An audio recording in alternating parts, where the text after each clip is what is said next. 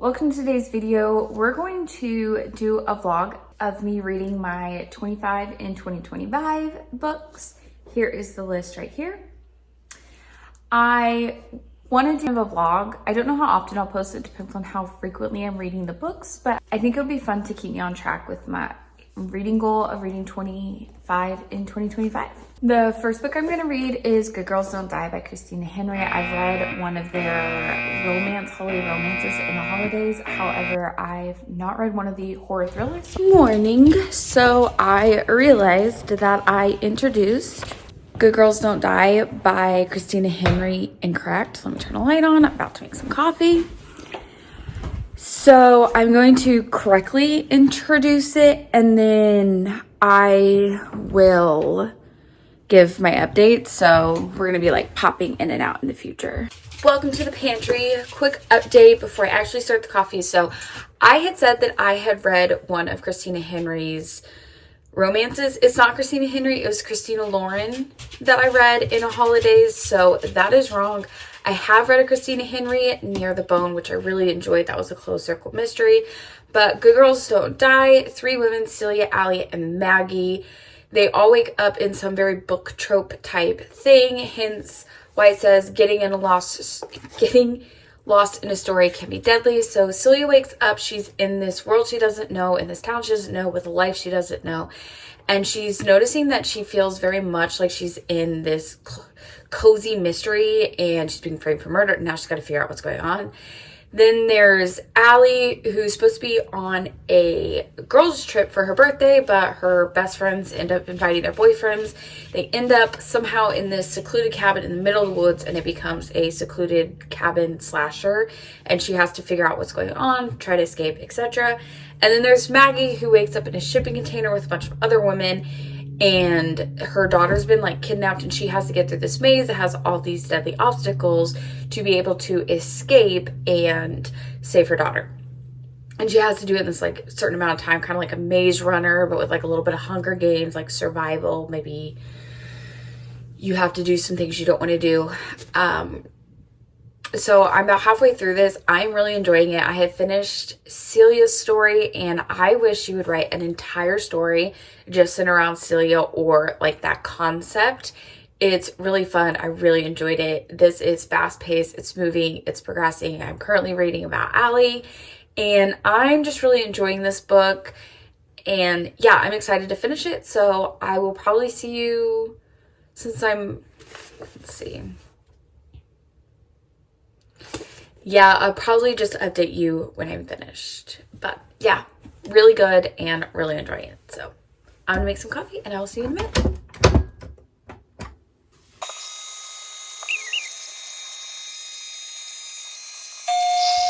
Cheers. I finished Good Girls Don't Die by Christina Henry. Not much more of an update. I still really enjoyed Celia's story. Fun, fast-paced read. What I will say is the order in which I liked the story, so Celia, Allie, Maggie, also the order in the book, is the order of my favorite. They are also the tropes that I prefer, so I really like cozy mysteries or just mysteries in general. Then the next is slashers, and I'm not really big in just dystopian games, but I really had a good time with this. I enjoyed it. I would highly recommend. How she brings the story all together and ties it in the end is definitely not what I was expecting. However, I really enjoyed it and I would highly recommend.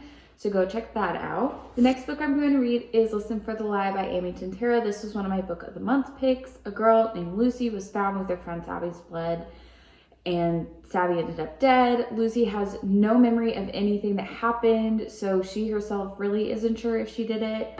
She's moved away from Texas to California trying to forget, but a podcast named Listen for the Lie decides to investigate Sabby's death, and let's go on an adventure together, folks. I feel like I'm in a Zoom call, but the reality is I just got home from work, about to get changed to go for a run. Boys are settled in. So I'm gonna give a really quick update on Listen for the Lie. So far, Lucy has gone back to her hometown in Texas. She hasn't been there in 5 years. She's gone back because her grandmother's asked her to come back for her grandmother's birthday.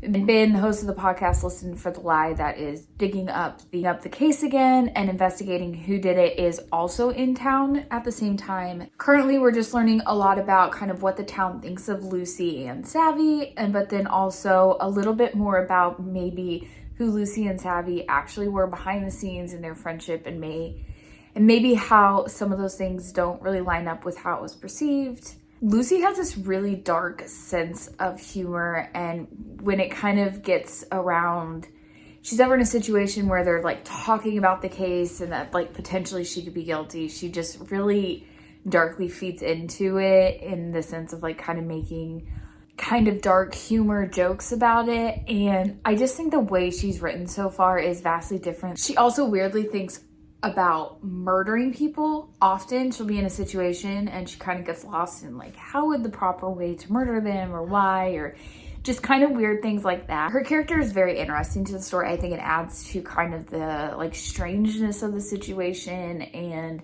making the reader feel like maybe it could be her. A lot of plot twists and just some information bombs that have just really kept my attention and kept me entertained, kept me wanting to keep going. So I'm reading through this pretty quickly. You may not get another update from me until I finish it. But yeah, overall, I am really enjoying this, and I just think Lucy's such a fun character.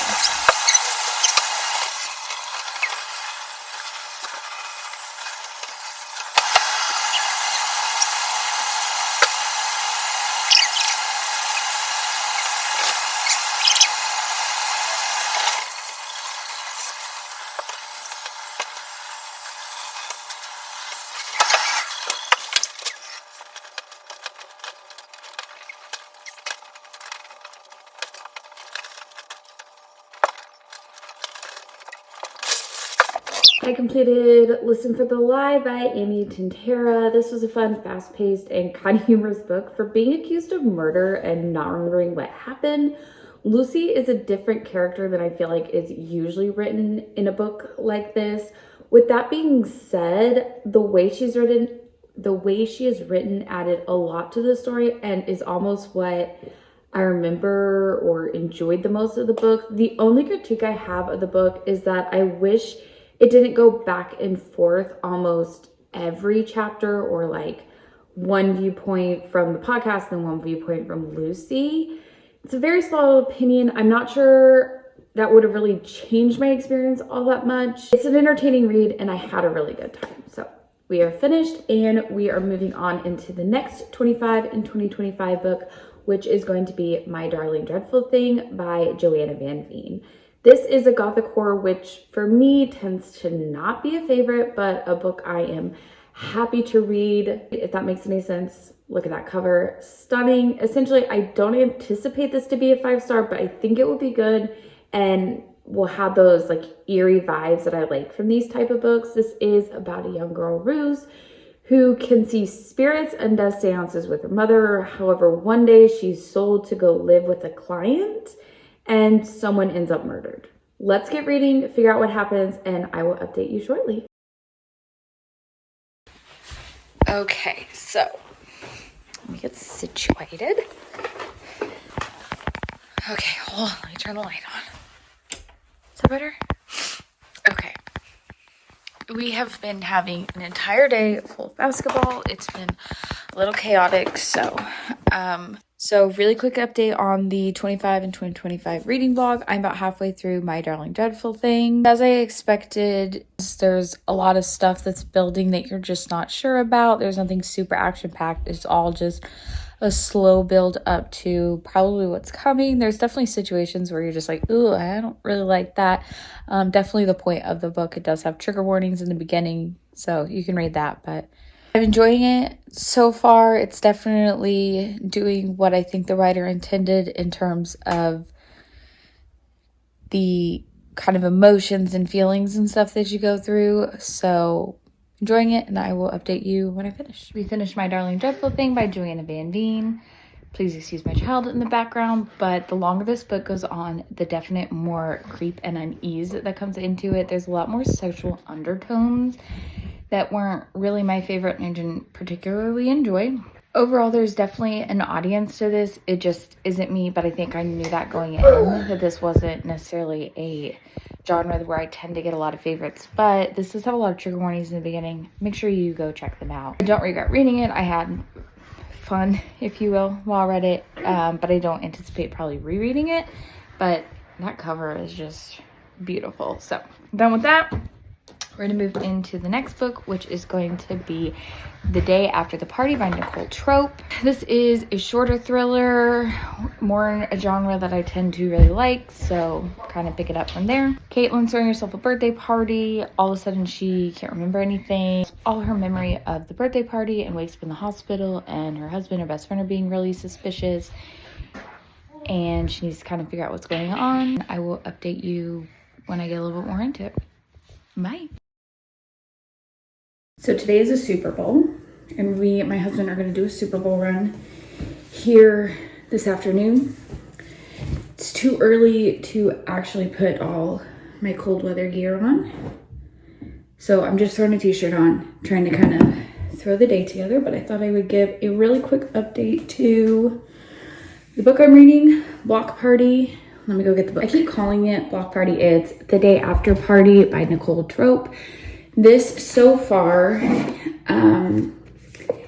it's fine. I am, let's see, where am I? Chapter 21.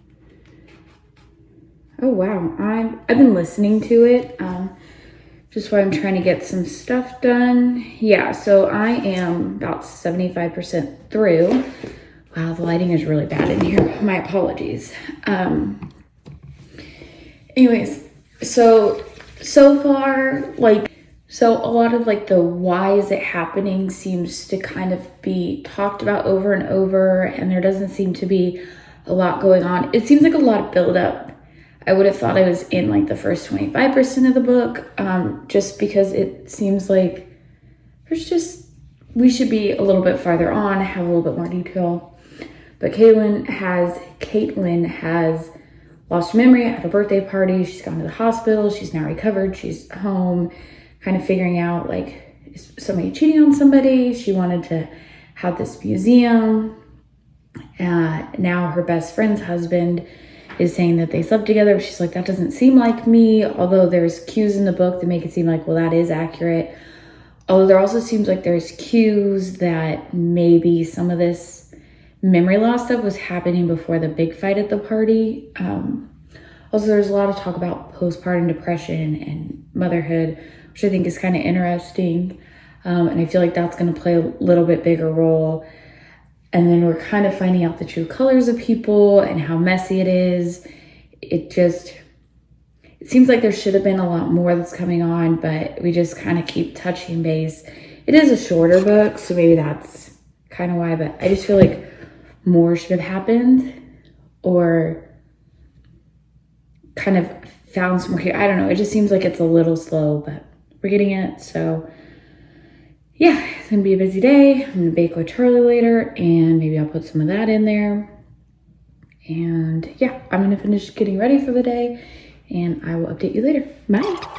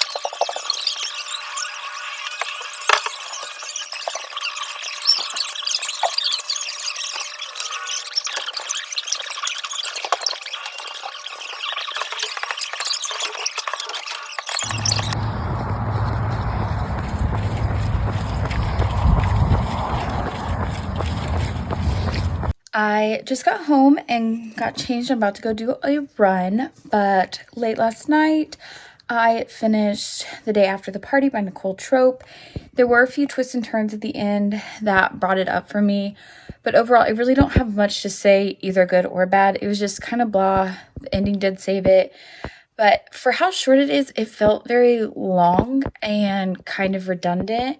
Overall, it was fine, and I had fun while I'm reading it, but glad it's over. So I don't know what the next book for my 25 and 2025 is going to be, but I think just for the time's sake, I'm going to end the vlog here, and I will pick up in part 2.